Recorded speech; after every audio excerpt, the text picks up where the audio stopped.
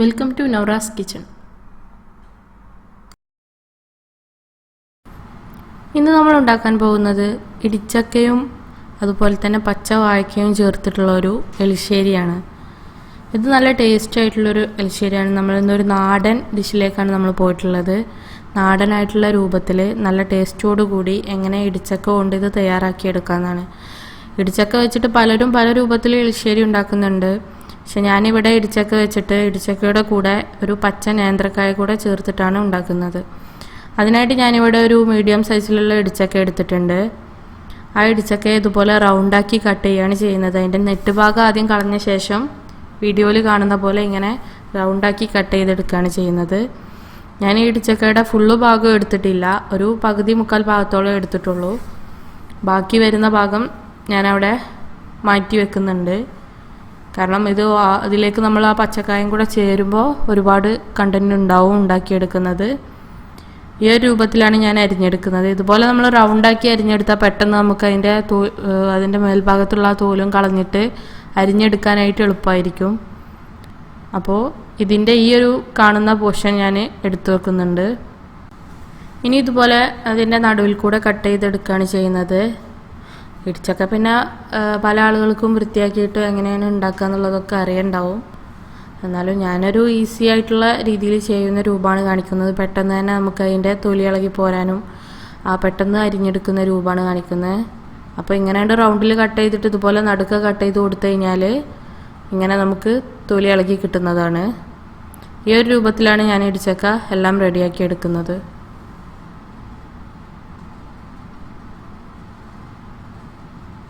ഇപ്പം ഞാൻ എല്ലാ പീസിൻ്റെയും തൊലിയോടെ കളഞ്ഞെടുത്തിട്ടുണ്ട്. ഇനി നമുക്കിതിനെ അരിഞ്ഞെടുക്കുകയാണ് ചെയ്യേണ്ടത്. അപ്പോൾ നമ്മൾ ആദ്യം കയ്യിൽ കുറച്ച് ഇതിൻ്റെ ഇടിച്ചക്കയുടെ ഈ ഒരു വെളിഞ്ഞി ഉണ്ടല്ലോ, അത് ഒട്ടിപ്പിടിക്കും. അത് കാരണം ഞാൻ കുറച്ച് വെളിച്ചെണ്ണ കയ്യിലാക്കിയിട്ടുണ്ട്. വെളിച്ചെണ്ണ കയ്യിലാക്കിയതിൻ്റെ ശേഷം ഇതുപോലെ കത്തിമേലും കുറച്ച് എണ്ണയാക്കിയിട്ട് ഇങ്ങനെ അരിഞ്ഞെടുക്കുക. എന്നാൽ പിന്നെ നമുക്ക് അരിഞ്ഞെടുക്കാനായിട്ട് എളുപ്പമായിരിക്കും. കത്തിമൊന്നും വല്ലാതെ ഇങ്ങനെ ഒട്ടിപ്പിടിച്ചുകൊണ്ടിരിക്കില്ല. ഇനി നമുക്കിതിനെ ഓരോ ചെറിയ പീസുകളാക്കിയിട്ട് അരിഞ്ഞെടുക്കണം. ആദ്യം കട്ടിയില്ലാതെ ഒന്ന് നടുമുറിക്കുക. എന്നിട്ട് പിന്നെ ചെറിയ ചെറിയ സ്ലൈസുകളാക്കിയിട്ട് അരിഞ്ഞെടുക്കുക. ഈ അരിയുന്നത് നമ്മൾ നേരിട്ട് വെള്ളത്തിലേക്ക് ഇട്ട് കഴിഞ്ഞാൽ അതിൻ്റെ ആ ഒരുപാട് നേരം ഇരുന്നിട്ട് ഒന്നായിട്ട് ഒരു കറുത്ത രൂപത്തിലേക്ക് വേണ്ടി വല്ലാതെ കളർ മാറും. അല്ലെങ്കിലും ഇത് അരിഞ്ഞു കഴിഞ്ഞാൽ കുറച്ച് നേരം ഇരുന്ന കളർ മാറുന്നതാണ്. അപ്പോൾ വെള്ളത്തിലിട്ട് കഴിഞ്ഞാൽ അത്ര പെട്ടെന്ന് അധികമായിട്ട് നിറം മങ്ങി കിട്ടില്ല. അതിന് വേണ്ടിയിട്ടാണ് ഞാൻ വെള്ളത്തിലിടുന്നത്. അപ്പോൾ നമുക്ക് പിന്നെ കഴുകിയെടുക്കാനും എളുപ്പമായിരിക്കും. ആ വെള്ളത്തിൽ നിന്ന് കഴുകിയിട്ട് ഒരു ഓട്ടയുള്ള പാത്രത്തിലേക്ക് വാർന്നെടുത്താലും മതി. ഈ ഒരു രൂപത്തിലാണ് അരിഞ്ഞെടുക്കുന്നത്.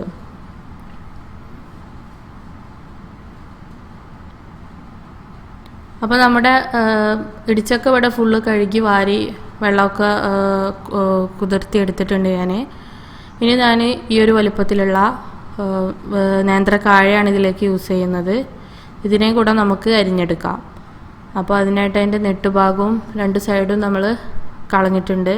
ഇനി ഇതുപോലെ നടുവിലായിട്ട് മുറിച്ചിട്ട് അതിൻ്റെ ഇളകിപ്പോരുന്ന തോലൊക്കെ കളയാം. നേന്ത്രക്കായുടെ തോല് പെട്ട് കഴിഞ്ഞാൽ അതൊരു ടേസ്റ്റ് വേറെയാണ്.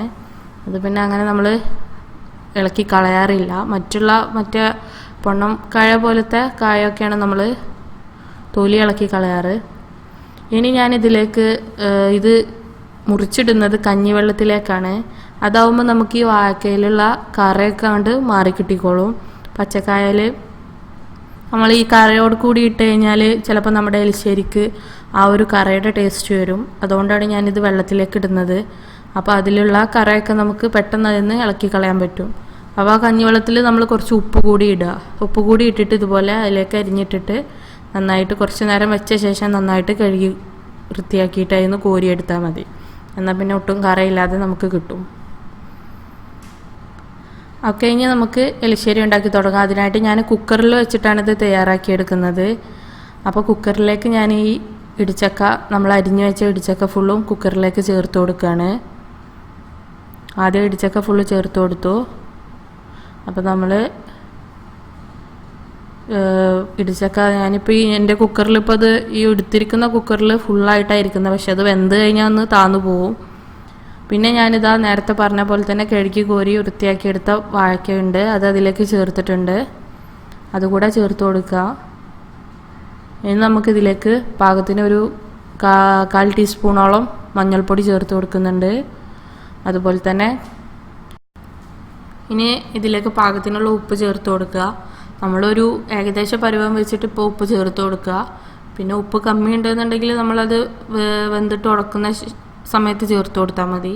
ആദ്യം തന്നെ കുറേ ചേർത്ത് കഴിഞ്ഞാൽ അത് ഏറിപ്പോവും. പിന്നെ ഞാൻ ഇതിലേക്ക് കുരുമുളക് പൊടി ചേർത്തിട്ടുണ്ട്. ഒരു 1/4 ടീസ്പൂണോളം കുരുമുളക് പൊടി, അതുപോലെ തന്നെ ഒരു പച്ചമുളക്, ഇത്രയും ഇതിലേക്ക് ചേർത്ത് കൊടുക്കുന്നു. അതിനോടൊപ്പം തന്നെ ഞാൻ ഇതിലേക്ക് കുറച്ച് കറിവേപ്പിലയും ചേർക്കുന്നുണ്ട്. ഈ ഒരു കൂട്ടിൽ നമുക്ക് നന്നായിട്ട് കറിവേപ്പില വേണം. അപ്പോൾ ഇനി കറിവേപ്പിലയും കൂടെ ചേർത്തിട്ട് ഞാൻ ഇതിലേക്ക് കുറച്ച് വെള്ളം ചേർത്ത് കൊടുക്കുന്നുണ്ട്. ഓവറായിട്ട് വെള്ളം ചേർക്കരുത്. ഒരു ഇടിച്ചക്ക വെന്ത് വരാനുള്ളൊരു പാകത്തിന് അടിയിൽ കുറച്ചൊന്ന് വെള്ളം നിൽക്കുന്ന ഒരു കുഴത്തിൽ, അധികം ചേർക്കരുത്. ആ ഒരു രൂപത്തിൽ നമ്മൾ ചേർത്തെടുക്കുക. എന്നിട്ട് ഇതുപോലെ കുക്കർ അടച്ചിട്ട് ഒരു 2 വിസിൽ മതി. 2 വിസിലിൽ നമുക്കിത് വേവിച്ചെടുക്കാം. അപ്പോൾ ഞാനിപ്പോൾ 2 വിസിൽ കഴിഞ്ഞ ശേഷം തുറന്നിരിക്കുകയാണ്. ഇനി നമുക്ക് ഇതിനെ നന്നായിട്ടൊന്ന് കുത്തി ഉടച്ചിട്ട് അതിൽ കിടക്കുന്ന ആ പച്ചക്കായയും ഇടിച്ചക്കയും കൂടെ കുത്തി ഉടച്ച് നല്ലോണം മിക്സായി വരണം. കാരണം നമ്മളിതിൽ മഞ്ഞൾപ്പൊടിയും ഉപ്പും കുരുമുളക് പൊടിയൊക്കെ ഇട്ടിട്ട് മിക്സ് ആക്കാതെയാണ് നമ്മൾ വേവിച്ചെടുത്തിട്ടുള്ളത്. ഇനി നമുക്കിതിനെ കുത്തി ഉടച്ചിട്ട് എല്ലായിടത്തേക്കും മിക്സാക്കി എടുക്കുകയാണ് ചെയ്യേണ്ടത്. എന്നിട്ടാണ് നമ്മളിതിലേക്കുള്ള അരപ്പ് ചേർത്ത് കൊടുക്കുന്നത്. അപ്പോൾ അത് ഈ ഒരു രൂപത്തിൽ നല്ലോണം നമുക്ക് മിക്സാക്കി എടുക്കുക. ഇപ്പോൾ ഇവിടെ കൂട്ടൊക്കെ ഏകദേശം നല്ല ഉടഞ്ഞു വന്നിട്ടുണ്ട്. വീഡിയോയിൽ കാണുന്ന പോലെ നമുക്കിതിലിപ്പോൾ നമ്മൾ പച്ചക്കായ അതിൽ ചേർത്തിട്ടുണ്ടെന്ന് തന്നെ നമുക്കറിയുന്നില്ല. കാരണം അത്രയും പച്ചക്കായ അതിൽ ഉടഞ്ഞ് ചേർന്നിട്ടുണ്ട്. നമുക്ക് നോക്കുമ്പോൾ ഒരു ഇടിച്ചക്കയുടെ ഇത് മാത്രമേ കാണുന്നുള്ളൂ. ഇനി ഞാൻ ഇതിലേക്കുള്ള അരപ്പ് തയ്യാറാക്കിയെടുക്കുകയാണ്. അതിനായിട്ട് ഞാനിവിടെ ഒരു കപ്പോളം തേങ്ങ എടുത്തിട്ടുണ്ട്. അതിലേക്കൊരു 3-4 ചെറിയ ഉള്ളി ചേർക്കുന്നുണ്ട്. പിന്നെ ഒരു 1/4 ടീസ്പൂൺ ചെറിയ ജീരകം, നല്ല ജീരകം എന്ന് പറയും, അതും കൂടെ ഇതിലേക്ക് ചേർത്ത് കൊടുത്തിട്ട് ഇത്രയും സാധനങ്ങൾ വെച്ചിട്ട് നമ്മളിത് അരച്ചെടുക്കണം. അപ്പോൾ അരച്ചെടുക്കുന്ന സമയത്ത് ഒരുപാട് ഒരുപാട് നമുക്ക് സ്മൂത്തായിട്ട് വെണ്ണ പോലെ അരച്ചെടുക്കരുത്. അതുപോലെ തന്നെ നമ്മൾ ചതച്ചെടുക്കുന്ന രൂപവും ആവരുത്. ചതച്ചെടുത്ത രൂപത്തിൽ നിന്ന് വിടവും വേണം, എന്നാൽ ഒരുപാട് അരയും ചെയ്യരുത്. അതിൻ്റെ രണ്ടിൻ്റെയും നടുവിലുള്ളൊരു പരുവാണ് നമുക്ക് വേണ്ടത്. ആ രൂപത്തിൽ ഇതിൽ അരച്ചെടുക്കുക. അപ്പോൾ അതിനനുസരിച്ച് വെള്ളം ചേർത്തിട്ട് വേണം നമ്മൾ അരക്കാനായിട്ട്. ഇപ്പം ഞാൻ അതിനുള്ള പാകത്തെ രൂപത്തിൽ അരച്ചെടുത്തിട്ടുണ്ട്. അപ്പോൾ ഈ വീഡിയോയിൽ കാണുന്ന രൂപത്തിലാണ് ഇത് അരച്ചെടുത്തിട്ടുള്ളത്. ഈ ഒരു പരുവാണ് നമ്മൾ ഇതിലേക്കുള്ള അരപ്പ് തയ്യാറാക്കിയെടുക്കുന്നത്. ഇനി നമുക്ക് ആ കുത്തി ഉടച്ച ഇടിച്ചക്കയിലേക്ക് ഈ അരപ്പ് ചേർത്ത് കൊടുക്കാം. പിന്നെ നമ്മൾ ഈ കുത്തി ഉടക്കുന്ന സമയത്ത് തീ നന്നായിട്ട് കുറച്ച് വെച്ചിട്ട് വേണം നമ്മളിത് ചെയ്യാനായിട്ട്. തേങ്ങ ചേർക്കുമ്പോഴൊക്കെ തീ നല്ലോണം കുറച്ച് വെച്ച ശേഷം വേണം ചേർത്ത് കൊടുക്കാൻ. ഈ അരപ്പ് ഫുള്ളായിട്ട് നമുക്ക് ഇതിലേക്ക് ചേർത്ത് കൊടുക്കാം. ഞാൻ ഈ എടുത്തിരിക്കുന്ന ഇടിച്ചക്കയ്ക്കും അതുപോലെ തന്നെ ആ ഒരു പച്ചക്കായക്കും കൂടെ പാകത്ത് തേങ്ങയുടെ അളവ് ഇത്രയാണ്. ഞാനിതിൽ ചേർത്തിരിക്കുന്ന അളവാണ്. 1 കപ്പോളം തേങ്ങ എടുത്തിട്ടുണ്ട്. ഇനി നമുക്കിത് നന്നായിട്ട് ഇതിലേക്ക് യോജിപ്പിച്ച് കൊടുക്കുക. ഇതിപ്പോൾ ഒട്ടും വെള്ളം ഇല്ലാതെയാണ് ഉള്ളത്. അപ്പോൾ ഞാൻ ആ മിക്സിയിൽ കുറച്ചൊന്ന് വെള്ളമാക്കിയിട്ട് ഇതിലേക്കൊന്ന് ചേർത്ത് കൊടുക്കുന്നുണ്ട്. പിന്നെ നമ്മളെ ഈ ഒരു എലിശ്ശേരി പരുവം എല്ലാവർക്കും അറിയുന്നതാണല്ലോ, കുറച്ച് ടൈറ്റായിട്ട് തന്നെ ഇരിക്കേണ്ടത്, അധികം ലൂസിലിരിക്കാൻ പാടില്ല. അപ്പോൾ ഈ തേങ്ങയൊക്കെ ഇതിൽ നന്നായിട്ട് മിക്സായി വന്നിട്ടുണ്ട്. തേങ്ങ ഒരുപാട് അങ്ങോട്ട് കുറേ നേരം കിടന്ന് ചൂടായി കുക്കാവുകയൊന്നും ചെയ്യരുത്. ഇപ്പം നമ്മുടെ എലിശ്ശേരി ഇവിടെ നല്ലോണം മിക്സായി റെഡിയായി വന്നിട്ടുണ്ട്. ഈ സമയത്ത് നമ്മൾ ഉപ്പ് കമ്മിയുണ്ടെങ്കിൽ ഉപ്പൊക്കെ ചേർത്ത് മിക്സാക്കി കൊടുക്കുക. ഇനി ഞാനൊരു ചെറിയ പാത്രം അടുപ്പത്ത് വെച്ചിട്ടുള്ള നമ്മളിതിലേക്കുള്ള താളിപ്പ് തയ്യാറാക്കാനാണ്. അതിനായിട്ട് കുറച്ച് വെളിച്ചെണ്ണ അതിലേക്ക് ചേർത്ത് കൊടുത്തിട്ടുണ്ട്. ഈ വെളിച്ചെണ്ണ നന്നായിട്ട് ചൂടായി വരുന്ന സമയത്ത് നമ്മളിതിലേക്ക് കടുക് ചേർത്ത് കൊടുക്കുന്നുണ്ട്. കടുക് നല്ലോണം പൊട്ടി വരുന്നുണ്ട്. ഇനി ഇതിലേക്കൊരു വറ്റൽമുളക് പൊട്ടിച്ചിട്ട് കൊടുക്കുന്നുണ്ട്. പിന്നെ അതുപോലെ തന്നെ കുറച്ച് കറിവേപ്പിലയും ചേർത്ത് കൊടുക്കുന്നുണ്ട്. ഞാൻ പറഞ്ഞു നേരത്തെ നമ്മൾ വേവിക്കാൻ വെക്കുമ്പോൾ തന്നെ കുറച്ച് കറിവേപ്പില ചേർത്തിട്ടുണ്ട്. അപ്പോൾ കടുക് പൊട്ടിക്കണേലും വേപ്പിൻ്റെ ഇല ചേർക്കണം. ഇനി ഞാൻ ഇതിലേക്ക് ഒരു 2 ടേബിൾ സ്പൂണിൻ്റെ അടുത്ത് 2 ടേബിൾ സ്പൂണോളം തേങ്ങയുണ്ട്. അത് നമ്മൾ ഈ കടുക് പൊട്ടിയ ശേഷം അതിലേക്ക് ചേർത്ത് കൊടുക്കുന്നുണ്ട്, ഈ വെളിച്ചെണ്ണയിലേക്ക് തന്നെ. അങ്ങനെ ചേർത്തെടുക്കുമ്പോൾ നമുക്ക് നല്ലൊരു ടേസ്റ്റ് ഇതിന് കിട്ടും. അതോടൊപ്പം തന്നെ ഞാൻ കുറച്ചുകൂടെ ചെറിയ ജീരകവും ഇതിലേക്ക് ചേർത്തിട്ടുണ്ട്. അധികം ഇല്ല, കുറച്ച് നമ്മൾ കയ്യിൽ നുള്ളിയെടുക്കുകയാണെങ്കിൽ ഒരു 2 നുള്ളി ചെറിയ ജീരകം അതിലേക്ക് ചേർത്തിട്ടുണ്ട്. അതുകൂടെ ചേർത്തിട്ട് നന്നായിട്ടൊന്ന് ആ തേങ്ങയൊന്ന് അതിൽ കിടന്ന് മൂപ്പിച്ചെടുക്കുക. കരിയുന്ന രൂപത്തിലാവരുത്, നല്ലൊരു ബ്രൗൺ നിറത്തിലാവുന്നത് വരെ മൂപ്പിച്ചെടുക്കുക. എന്നിട്ട് നമുക്ക് ആ ഒരു കൂട്ടിനെ ഇതിലേക്ക് ചേർത്ത് കൊടുക്കുക. ഇപ്പോൾ നമ്മുടെ കുക്കറിൽ ഇപ്പോൾ അതിനേക്കുള്ള ആ ഒരു താളിപ്പും കാര്യങ്ങളൊക്കെ റെഡിയാക്കിയിട്ടുണ്ട്. ഇനി ഇത് നല്ലോണം നമുക്ക് ഇളക്കി കൊടുക്കുക. നല്ലോണം ഇളക്കി മിക്സാക്കി എടുക്കണം.